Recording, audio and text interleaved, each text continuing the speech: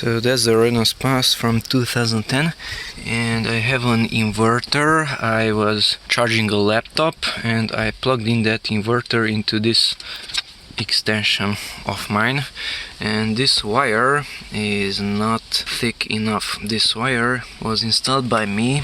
It goes up there, it goes somewhere out here is the black one. I'm not exactly sure what the rest of them are right now. So it goes there, it comes out here, it's visible somewhere here.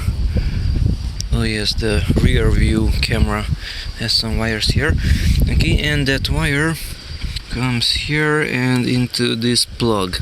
The plug is from another cable which goes there to the minus, and another crocodile there to the plus. Okay, and if I connected the inverter here into this one, it was constantly beeping.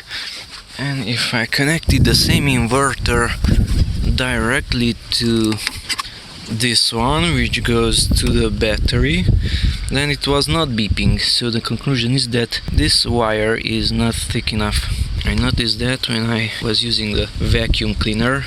Using this wire, the vacuum cleaner was spinning at a lower speed, and using the plug of the car itself, the socket, either this socket or this socket, it was spinning faster.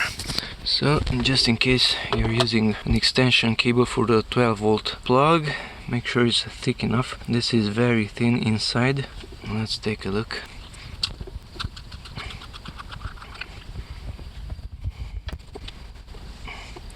It's not really visible, but that wire is not thick enough. And since that wire is not thick enough, this small inverter could not power the laptop. It's 75 watt, and the power was on and it was interrupted. It was on and it was interrupted.